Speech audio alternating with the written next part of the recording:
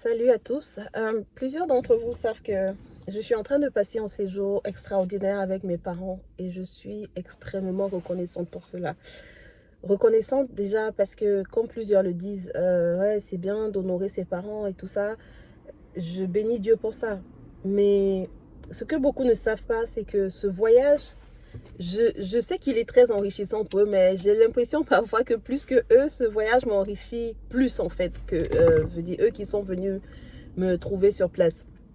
Et il y a tellement de leçons que j'apprends de fait de vivre ces semaines, pendant plusieurs semaines comme ça avec eux, chaque jour dans la même maison.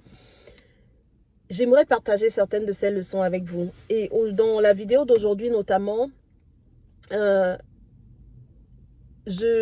j'aimerais partager cette leçon que j'ai apprise notamment pour connaître quelqu'un, pour dire que tu connais quelqu'un, ou bien pour apprendre réellement à connaître quelqu'un, il faudrait soit fréquenter cette personne de façon régulière et intentionnelle. J'insiste beaucoup sur le mot intentionnel, parce que nous, les Africains, on est beaucoup sur les choses de façon superficielle. C'est-à-dire, on peut se voir beaucoup, souvent, des visites, mais en fait, on n'est pas intentionnel et donc on ne se connaît pas réellement.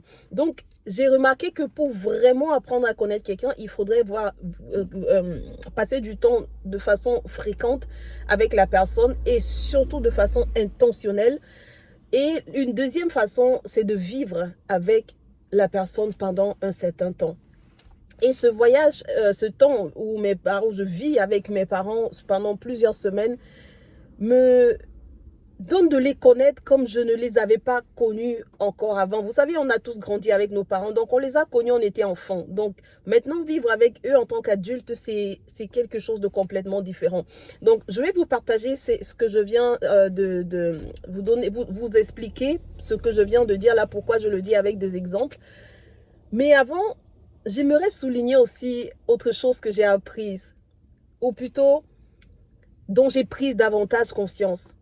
C'est le fait, c'est quelque chose qu'on observe souvent dans les obsèques dans nos pays en Afrique.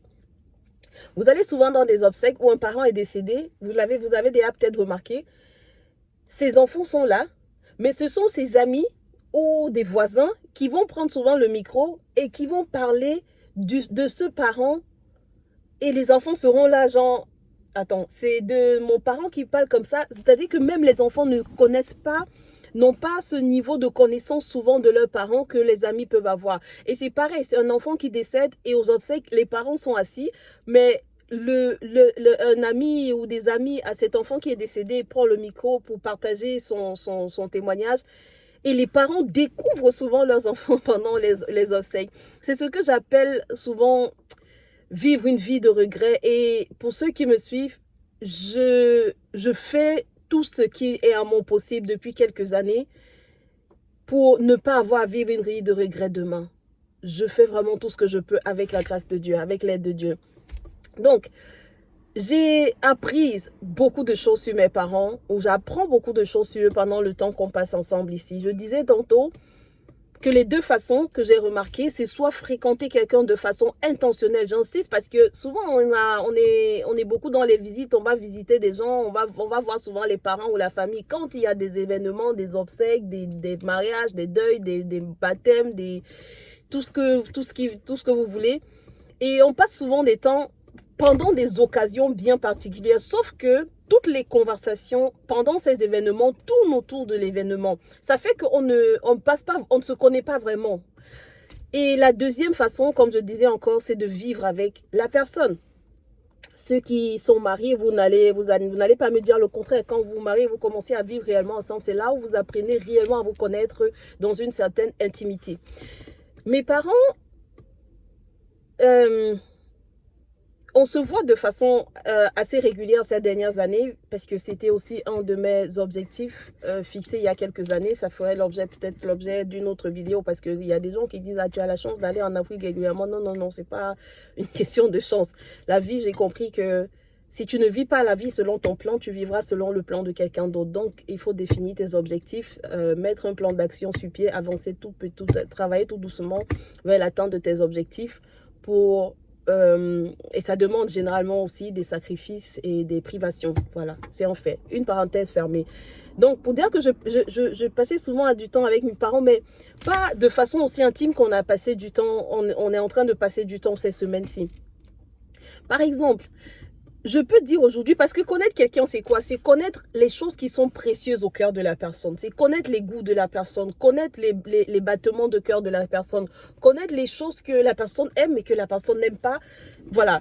Une fois de plus, ceux qui sont mariés, là, vous savez mieux de quoi je parle ici. Mais, par exemple, quand j'allais dans le supermarché avec... Aujourd'hui, je peux entrer dans un supermarché avec mes parents et je sais exactement où mon papa va se diriger et où ma maman va se diriger dans les rayons. Au début, quand ils sont arrivés, vous savez, en Occident, c'est les boutiques et les magasins. Il n'y a pas les marchés comme on connaît en Afrique chez nous. Et donc, quand on entrait dans les boutiques, que ce soit une boutique de vêtements ou une boutique d'électronique, etc., peu importe, au début, ils allaient me suivre parce qu'ils ne connaissaient pas la boutique. Donc, ils me suivaient dans tous les rayons où j'allais. Mais je pouvais quand même remarquer que de temps en temps, ils allaient freiner le pas ou ils allaient s'arrêter devant des objets bien précis qui attiraient leurs attentions, mais c'était jamais les mêmes choses ou presque jamais. Donc, chacun avait ses centres d'intérêt. Avec le temps, quand ils ont commencé à connaître les boutiques, quand on entrait, moi-même, je leur disais, chacun se dirige vers son rayon et chacun sait ce qu'il est venu chercher. Et tu voyais directement, les routes se séparaient. Nous, toi, chacun allait dans son rayon, chacun allait vers ses choses. Et une chose, par exemple, que j'ai remarqué, sur laquelle ma mère, c'est-à-dire, si tu veux la piéger quelque part, il faut mettre son piège là-bas. C'est là où il y a les bijoux. Je ne sais pas ce que les bijoux ont fait à sa tête, mais dès qu'il y a un endroit où il y a les bijoux, même si on dit le train est en train de partir dans 2 minutes, si on rate le train, on rate l'avion, elle va être tentée de s'arrêter là où il y a les bijoux. Tellement qu'elle aimait. Je savais qu'elle aimait les bijoux, mais pas à ce point.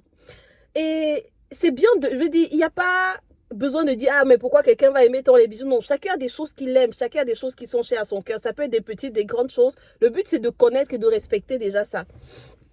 Maintenant, mon père, lui, il va s'arrêter. Généralement, là, il y a les trucs électroniques.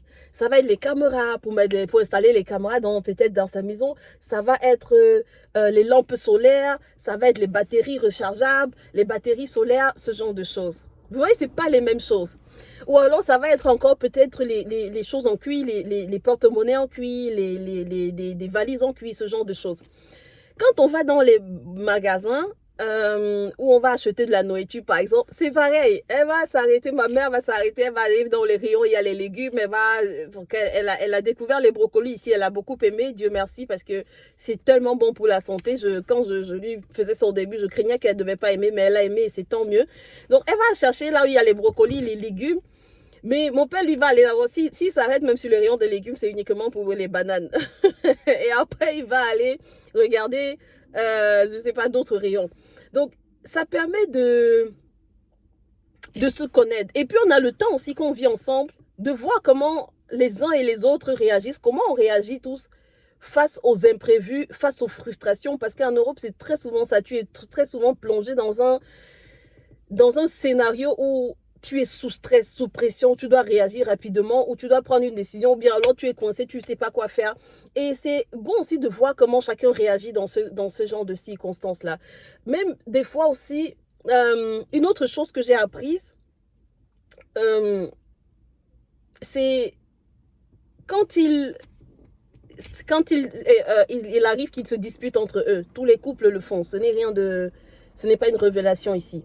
Tous les couples le font, ce n'est pas pour autant qu'il y a que c'est un problème. Voilà, pour autant. Donc, c'est les couples même qui vivent ensemble depuis 20, 30, 50 ans, ils vont se disputer de temps en temps. C'est pas peut-être aussi régulier que les nouveaux couples, mais voilà, ça peut arriver. Qu'il y ait des mésententes, on est humain.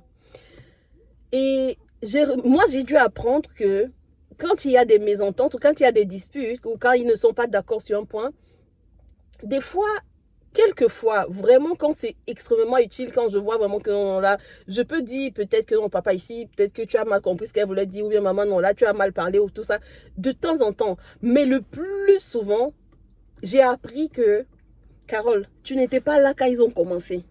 Tu ne seras pas là quand ils vont finir. Fini là, j'espère que c'est jusqu'à ce que la mort les sépare. Donc, tu n'as pas besoin d'être là au milieu. Donc, quand ils ne s'entendent pas, ils commencent à se disputer là, fais comme si tu n'étais pas là. Fais comme si tu étais l'air. laisse-les dans leurs affaires. Tu n'étais pas là. Ça fait plus de combien d'années, plus de 50 ans aujourd'hui qu'ils sont ensemble, ou plus de 40 ans, je ne sais plus exactement. Mais si, ils sont mariés là, ça va faire 5 ans, machin. Bref, tu n'étais pas là. Donc, ne mets pas ta bouche dans les histoires des gens. Mais voilà, ça c'est une chose que j'ai apprise qui était pour moi très précieuse. On dit souvent qu'entre l'écorce et l'arbre, ne mets pas ton doigt. Les gens qui divorcent, qui arrivent souvent à divorcer et qui deviennent les pires ennemis de la terre, là, on se demande si ce sont les mêmes gens-là qui se sont embrassés un jour. Si ce sont les mêmes gens-là qui se disaient, je ne pourrais jamais vivre sans toi. Donc, il ne faut pas mettre ta main dans les affaires des gens. Mais la leçon principale que je voulais partager aujourd'hui, si tu as des parents, et nous-mêmes nous sommes appelés à être parents demain, pour ceux qui ne le sont pas encore, il faut retenir que connaître ton parent, ce n'est pas visiter ton parent de temps en temps. Tu passes 2-3 jours avec ton parent, non. Ou bien tu vas pour un événement, vous parlez autour de l'événement, vous riez, vous faites des belles photos, vous vous séparez. Ce n'est pas ça, connaître ton parent. Tu ne connais pas ton parent.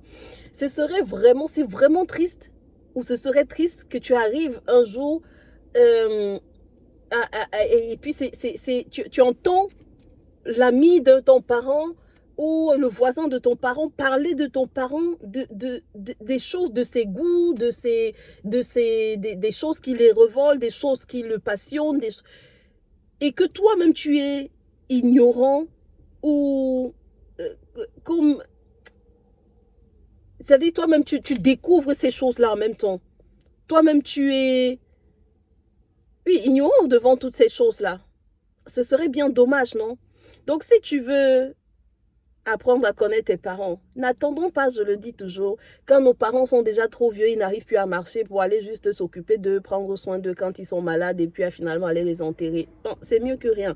Mais n'attendons pas toujours qu'il soit trop tard pour réagir.